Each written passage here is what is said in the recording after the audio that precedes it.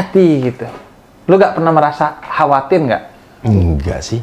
Nggak Khawatir pernah. bahwa, wah, jangan-jangan suatu hari gua mu'alaf nih. Nah, Jangan-jangan ini akan menjadi jalan buat gua akhirnya mu'alaf nih gitu. Dan akhirnya kan banyak yang orang itu memilih untuk berjarak dengan agama lain yang bukan agamanya karena khawatir dia ke-trigger. Oke. Nah, Veteran setuju berarti nih trigger. Enggak, Indra Jegel, bukan. Marcel, bukan. Sama Indra Jegel, Marcel sama Rigen. Bahkan gue tuh sering dikritik sama sebagian orang. Kenapa sih bikin konten sama orang-orang yang berbeda agama? Iya. Nanti kan akhirnya orang dapat akses untuk mengetahui agama lain. Kata gue bagus dong. Karena minimal mereka akan kenal agama lain, tahu bahwa agama lain itu juga baik, sehingga toleransinya tumbuh. Tumbuh, betul. Dan kalau soal pindah agama, menurut gua, kalau lu yakin kepada satu agama, ya udah. Maka informasi tentang agama lain justru akan membuat lu semakin yakin kepada agamanya, karena lu tahu lu memilih agama ini bukan karena nggak tahu agama itu, karena gua udah tahu agama lain dan gua memilih agama ini. Walaupun di kita Indonesia sering banyaknya memeluk agama karena keturunan ya. Benar. Ya. Nah, karena itu menurut gua ya udah, kalau lu memeluk agama karena keturunan, ayo lu tebelin sekarang saatnya, karena agama itu pilihan bukan soal warisan gitu. Sampai di jalan-jalan segala gitu. Ya makanya kata Sinali itu, orang itu akan cenderung minimal tidak suka bahkan membenci sesuatu yang tidak dia kenal.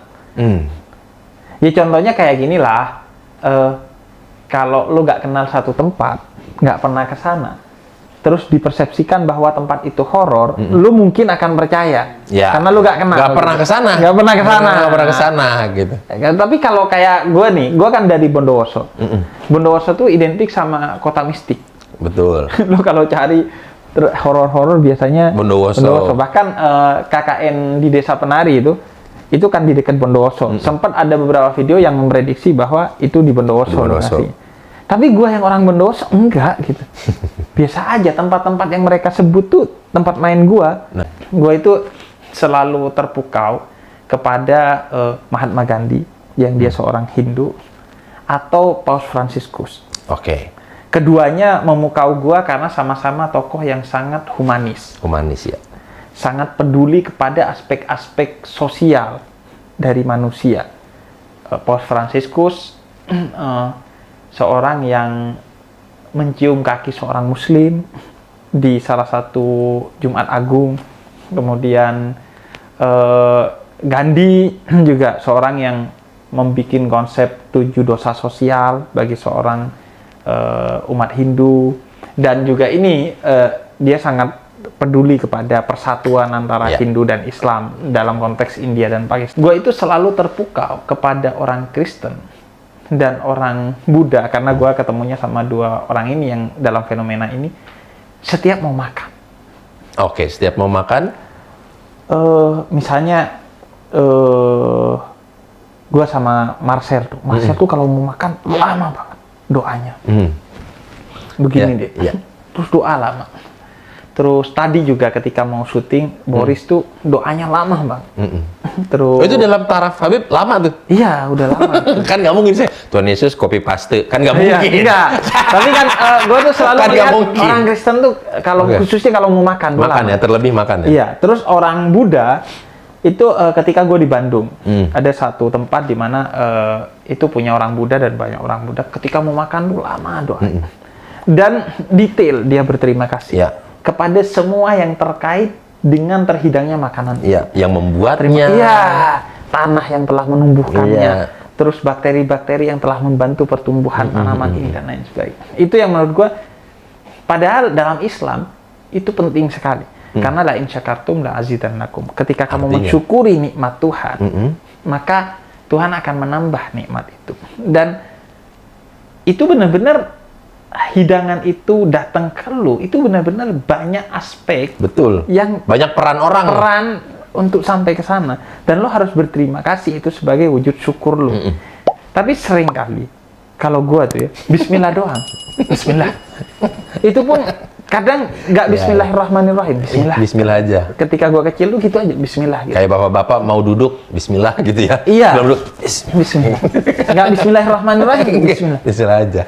Itu baik tentu ya, tapi kan Alangkah kalau lebih dengan baiknya. panjang itu dan disebutkan satu persatu, peluang kita untuk mensyukuri nikmat Tuhan itu lebih besar. Betul. Itu yang gue terpukau gitu. Akhirnya ya udah kata gue, pokoknya gue titip, yang penting lo jadilah dokter kemanusiaan.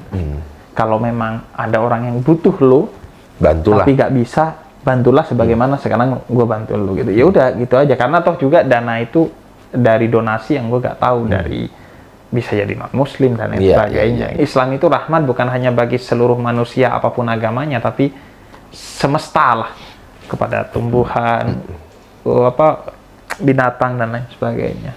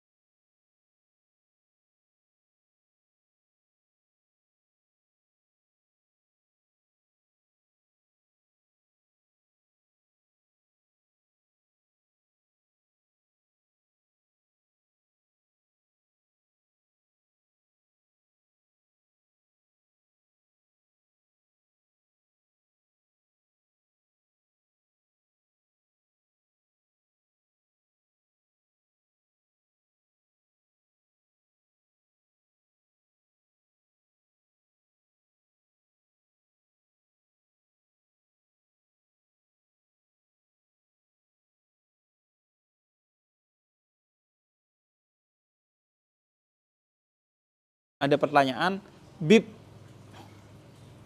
dan banyak banget yang why sekali pertanyaan Anda. Tapi oke, kita menurut gua ini yang masih mending lah ya, masih oke lah ya. Nih, dia nanya gini, Bib, ramalan itu kan tidak boleh dalam Islam. Nah, kalau ramalan skor, hukumnya apakah dosa juga? Iya ya, gue juga kadang memprediksi tuh bakal sekian. Tapi justru dari sana gue tuh makin beriman, karena prediksi saya selalu salah, berarti memang ada Tuhan yang selalu benar. Ramalan itu emang nggak boleh dalam Islam ya. Dalam Syarah Muslim, Imam Nawawi itu menegaskan tentang keharaman dan kesyirikan ramalan dalam dua bentuk yang ada di zaman Nabi. Yang pertama adalah kahin. Kahin ini ramalan tentang waktu. Oh, nanti kamu akan begini, nanti kamu akan begitu. Tahun segini kamu akan begini, tahun segitu kamu akan begitu gitu. Nah, yang kedua arraf. Arraf ini ramalan tentang tempat. Oh, barang yang hilang itu ada di sana, ada di sini. Nah, itu kalau berdasarkan kekuatan-kekuatan yang tidak mengabdi kepada Allah, yang tidak mendapatkan kekuatan itu dari pendekatan diri kepada Allah, maka ramalan itu dosa dan syirik. Karenanya haram dalam Islam. Tapi gimana dengan ramalan bola, skor? Misalnya apalagi tanding, prediksi seorang pengamat ngomong, oke, coach gitu, atau oke, Bang Binder Singh. Saya kenalnya Binder Singh dari saya masih SMP, nonton Liga Italia itu Binder Singh, dan Binder Singh itu selalu masih muda aja, nggak tahu kenapa. Dari dulu sampai sekarang gue ngeliat Binder Singh itu tetap aja gitu. Nah, setelah di akhir biasanya, oke, prediksinya skornya akan berapa nih? Nah, dia nyebutin tuh 3-0 atau 1-0, 3 sama dan lain sebagainya. Itu kan ramalan juga. Nah, hukumnya gimana? Nah, ramalan bola, ramalan skor, sebagaimana juga ramalan cuaca, sebagaimana juga ramalan politik yang akan menang nanti pasangan ini, atau ramalan ekonomi tahun 2023 akan resesi, maka atau ramalan gerhana bulan, maka semua itu adalah ramalan-ramalan yang diperbolehkan dalam Islam. Itu adalah kesepakatan Darul Ifta atau lembaga fatwa baik di Jordania, di Indonesia dengan berbagai lembaganya, dan bahkan di Arab Saudi. Jadi ramalan-ramalan begitu diperkenankan. Kenapa? Karena dua hal. Yang pertama adalah ramalan itu berbasis kepada ilmu yang mempelajari hal-hal yang kaitannya dengan sunnatullah. Artinya yang mereka prediksi itu adalah sesuatu yang bersifat ilmiah berdasarkan pengamatan terhadap hal-hal yang merupakan sunnatullah atau ketentuan yang telah Allah tetapkan kepada kita. Bib pernah ngerokok nggak? Nggak. Tapi gue mau cerita. Gue ada momen tuh mau ngerokok sekali waktu kecil SD. Mungkin kelas berapa ya, kelas 4 SD mungkin ya, atau di bawahnya, atau ya di bawahnya sih kayaknya, atau di atasnya dikit lah.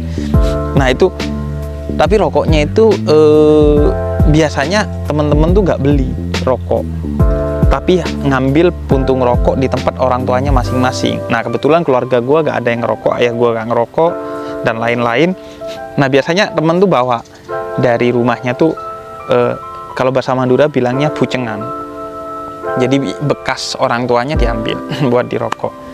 Atau mereka itu biasanya ngerokok pakai, kalau lu tahu dulu tuh di toko rokok biasanya ada contoh rokok yang di dalamnya gabusnya doang, itu diisap. Atau pakai ada tuh dulu pohon yang tengahnya lobang dan bisa dibakar dan dia pelan-pelan apinya, biasanya pakai itu. Nggak mungkin beli. Tapi suatu hari pada saat itu kita entah kenapa beli rokok. Beli rokok itu butuh dua hal. Pertama, keberanian untuk membeli, karena terlalu banyak agen intelijen di kampung gua, takut bocor ke orang tua. Yang kedua, kemampuan ekonomi untuk beli rokok. Entah kenapa hari itu oke, kita beli. Kita bawa tuh ke sungai, saking takutnya untuk ngerokok. Dan lu tahu, emang ya, kalau orang udah nggak bakat, terus deg-degan, itu menjadi energi yang akhirnya membuat apa yang kita takut itu kejadian. Tetangga gue lewat dong di sungai itu. Jadi tetangga gue tuh tiba-tiba lewat, entah kenapa, dia mungkin mau ngambil bambu atau apa gitu. Tapi jarang banget orang lewat sana. Hari itu lewat. Dan rokok yang belum dibakar tuh, atau baru dibakar, belum diisap, itu langsung gue buang. Dan kata teman-teman gue, gimana sih kok dibuang gitu. Jadi nggak pernah tuh ngerokok. Intinya tokoh agama punya kerendahan hati. Walaupun itu bukan berarti Coki di atas, karena memang posisinya aja waktu itu. Tapi memang tokoh agama itu harus punya kerendahan hati untuk mau turun, kalau bahasa saya menjadi badut pun mau, demi suksesnya misi dakwah dia. Dan misi dakwah itu bukan dengan, kalau saya masuk Islam, orang masuk Islam, kalau pendeta Yeri masuk Kristen, tapi bagaimana orang bisa berdamai dengan segala keadaan, bisa saling mencintai dengan segala realitas yang ada.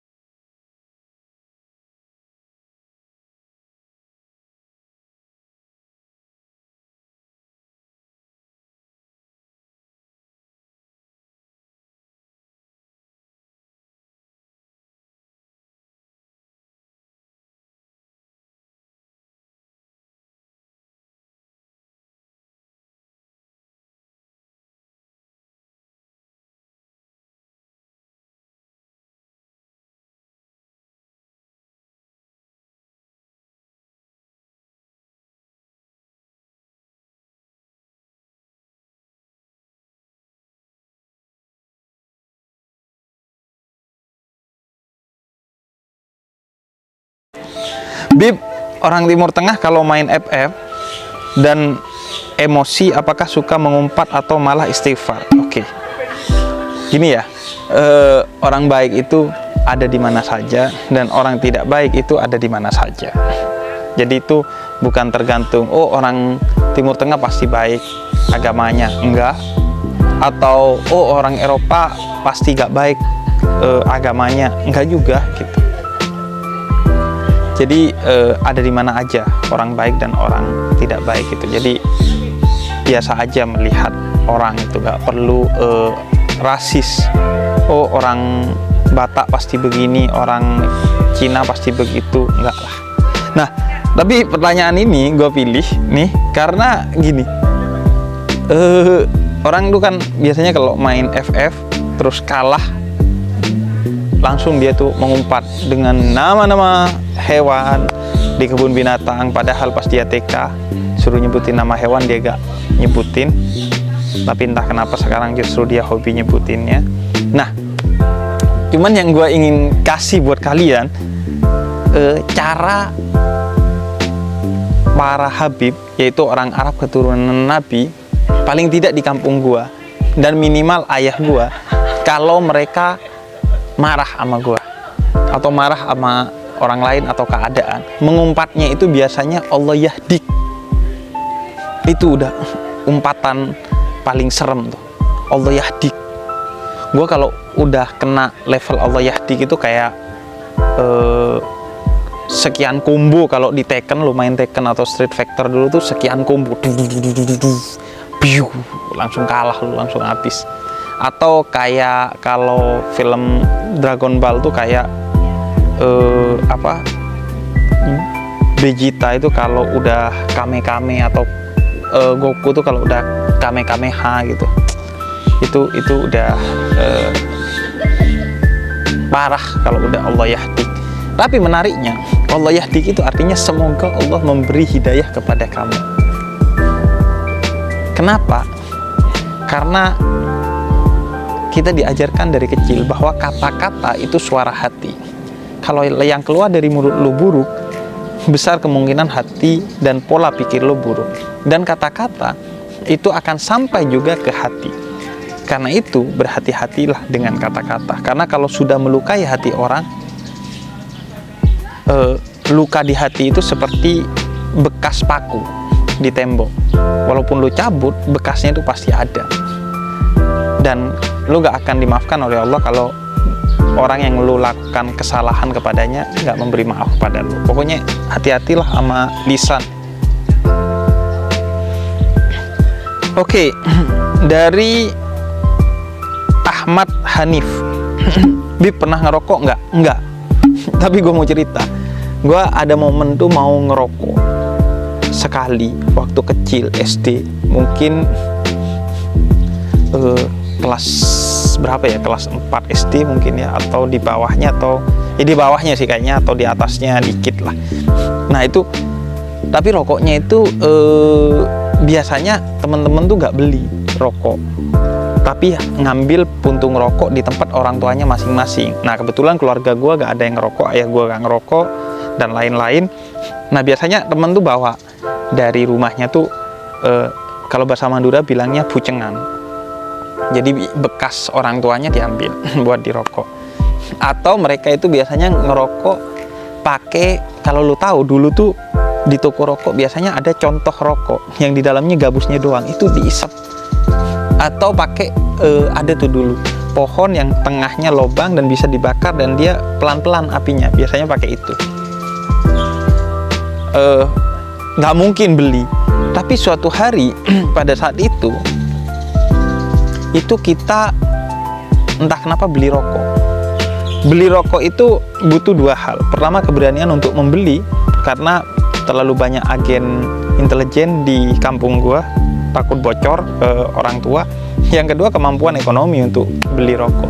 Entah kenapa hari itu oke, kita beli, kita bawa tuh ke sungai, saking takutnya untuk ngerokok.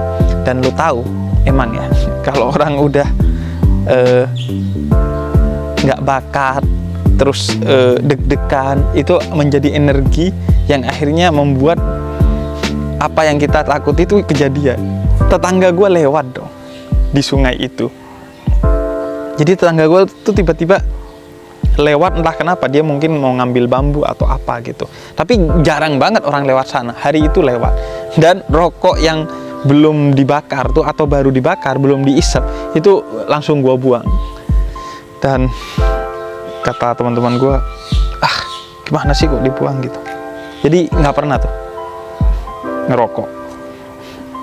Oke, selanjutnya dari DM Restu. Bib, pernah ribut sama orang tua nggak? Oke, gue kalau ribut sama orang tua, alhamdulillah nggak pernah. Karena orang tua gue sangat pengertian, sangat menghargai positioning anaknya, asalkan nggak aneh-aneh.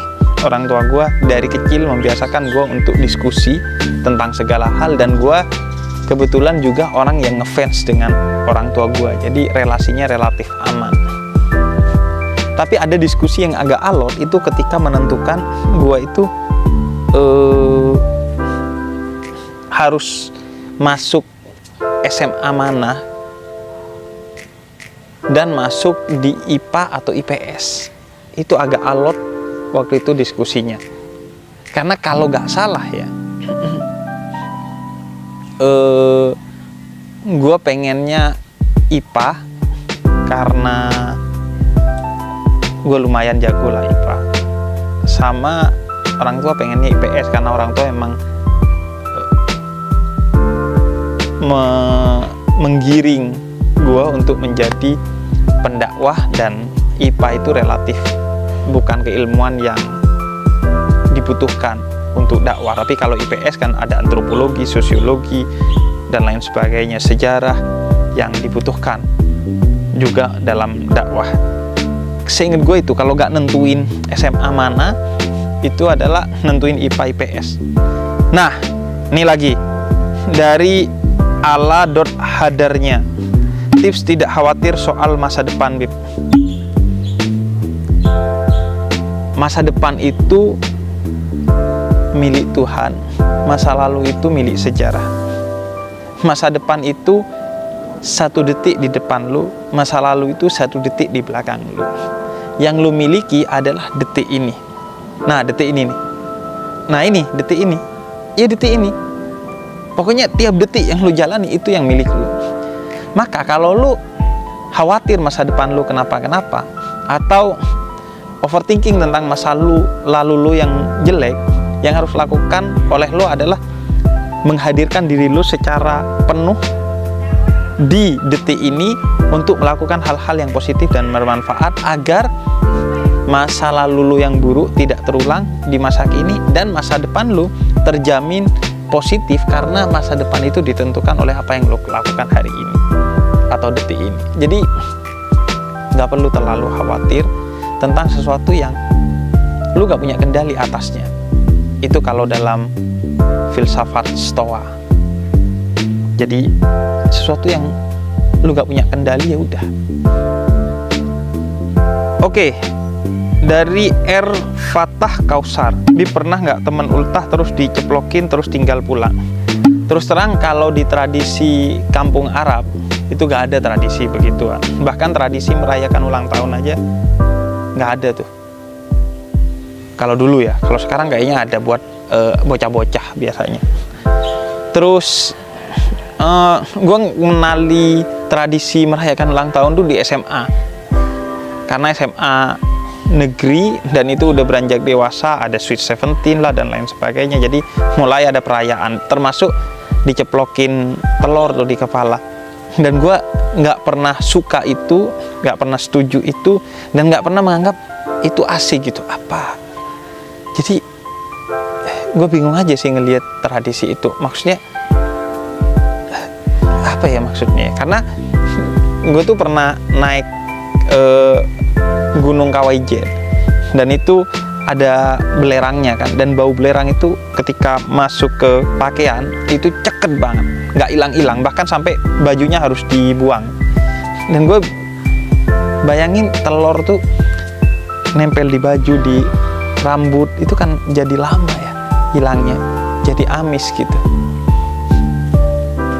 Walaupun Sebenarnya yang sejatinya amis yang nyeplokin sih, bukan yang diceplokin. Anyway, gue nggak pernah gitu-gitu, dan gue kayak cuma ngelihat dari jauh, terus oke. Kita lanjut ke Givariar _ cara menjadi orang penyabar, Ustadz. Sabar itu identitas utama yang dimiliki oleh para nabi. Para nabi itu dikenal sebagai seorang yang penyabar. Dan sabar itu dalam Al-Quran menyebabkan kebaikan yang kita lakukan itu dilipat gandakan secara tidak terbatas oleh Tuhan. Kisah para nabi itu kisah kesabaran. Kisah kesabaran Nabi Ayub, kisah kesabaran Nabi Musa menghadapi Fir'aun, kisah kesabaran Nabi Ibrahim menghadapi Namrud, kisah kesabaran Nabi Muhammad menghadapi orang Taif dan musuh-musuhnya yang menuduh Nabi Muhammad dengan berbagai hoax dan perlakuan fisik yang buruk hingga mau membunuh Nabi Muhammad. Nabi Nuh itu sabar 950 tahun. Jadi kisah para nabi itu kisah kesabaran. Maka itu motivasi pertama dan utamanya. Karena kita ingin menjadi orang yang mulia di sisi Tuhan, yaudah kita tahan tuh sabar. Walaupun kita pengen, yaudah kita tahan. Kemudian yang kedua sih menurut gue gini, kan gue juga bukan penyabar ya, hanya terlihat sabar saja di kamera, tapi aslinya kan ya enggak lah. Cuman kita paling tidak sama-sama punya komitmen dan upaya untuk menjadi orang yang lebih sabar dan lebih sabar lagi setiap saat. Nah, menurut gua tipsnya adalah dengan gini, lu selalu ingat bahwa ketika lu gak sabar dan meluapkan amarah lu, sepersekian detik setelah amarah itu luap atau ketidaksabaran itu terjadi, saat itu juga lu pasti akan menyesal. Gue belajar saat remaja dulu sama orang tua gue, khususnya ibu gue. Kadang gue ngomel-ngomel, marah bahkan, karena gue lagi buru-buru mau main terus diminta suruh beli ini, suruh beli itu. Nah, ketika gue marah sama ibu gue dan karena itu gak sabar, gue tuh langsung nyesel, dan hari itu langsung menjadi hari yang buruk. Bukan hanya gue akhirnya gak main, tapi menjadi hari yang buruk dan melelahkan. Nah, gue tuh sering, yaudah gue inget-inget itu aja biar gue sabar gitu. Karena orang gak sabar itu yang pertama dan utama rugi itu adalah diri kita sendiri. Hari lu akan hancur. Bahkan mungkin bulan lu, tahun lu, atau seumur hidup lu akan hancur ketika ada kondisi di mana lu meluapkan ketidaksabaran lu. Selanjutnya dari _kepon_, pernah ngelakuin hal nakal apa yang menurut Habib udah paling nakal dan gak akan diulangin? Tonton obrolan gue sama Pras Teguh, gue cerita di sana. Oke, kita lanjut dari Rofiur _ ultanya Habib ternyata bareng sama Hokage pertama Bib.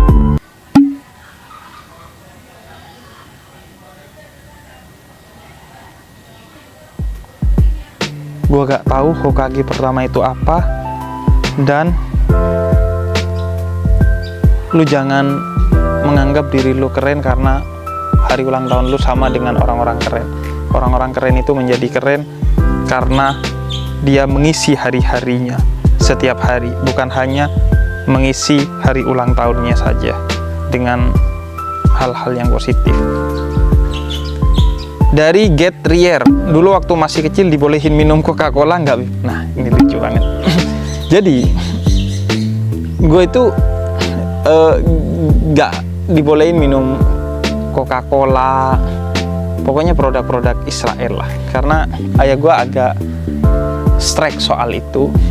Gue juga baca tentang pemikiran-pemikiran anti-Zionis, karena ayah gue banyak punya buku-buku tentang anti-Zionis, baik dari pemikir Arab maupun pemikir Barat, atau bahkan dari pemikir-pemikir Yahudi.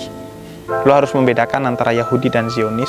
banyak orang Yahudi yang taat, yang anti kepada Zionisme karena dianggap sebagai kolonialisme di era dimana kolonialisme itu sudah usang seperti hari ini. Jadi ada tuh momen lama gue gak minum Coca-Cola, gak minum Sprite, dan lain sebagainya. Oke, selanjutnya dari Fadil_Anju, tutorial gak malas sholat Bib. Kata ayah gue, lo diciptakan untuk sholat, maka kalau lo gak sholat, lo mengkhianati tujuan penciptaan lo, sehingga hidup lo akan konslet. Dari Safia Yakin, Bib, jurus merayu calon mertua Bib agar dapat restu, cara bicara di depan calon mertua Bib. Gini ya, lu bayangin kalau itu anak lu, dia akan menitipkan hidup dan matinya anaknya kepada lu, sehingga sangat bisa dimengerti kalau dia sangat berhati-hati. Karena itu lu harus mengerti itu dulu. Kemudian yang kedua, lu meyakinkan dengan bukan hanya kata-kata tapi sikap bahwa lu memang orang yang siap dan layak diberi amanat itu.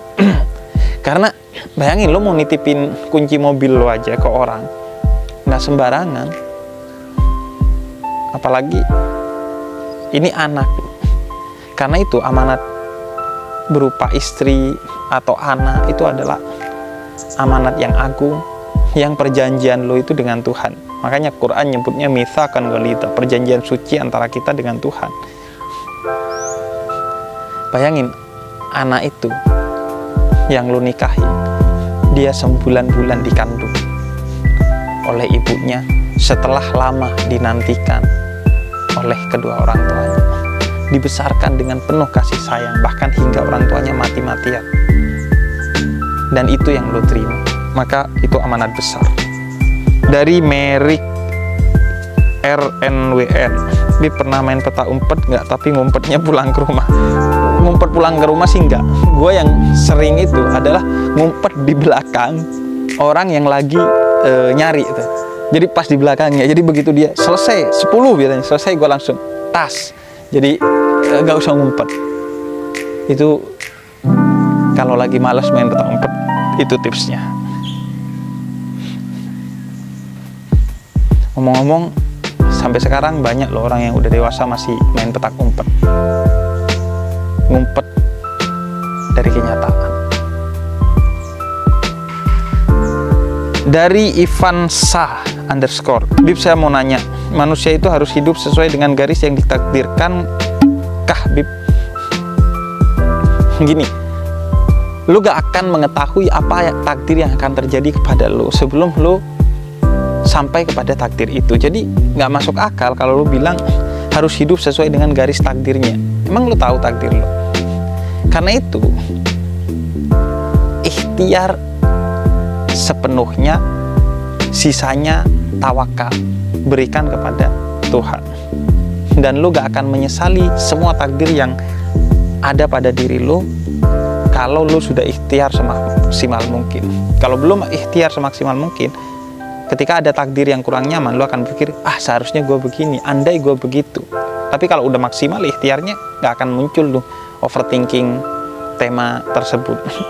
Jadi soal takdir itu paling gampang belajar dari kereta listrik. Listriknya itu dari Tuhan. Artinya lu gak akan bisa melakukan apa-apa tanpa nikmat dari Tuhan, pangan dan lain sebagainya. Tapi masinisnya itu adalah kita sendiri. Jadi kalau itu kereta tabrakan, yang salah itu kita, bukan listriknya. Tapi tanpa listrik kereta itu gak jalan. Kira-kira begitu.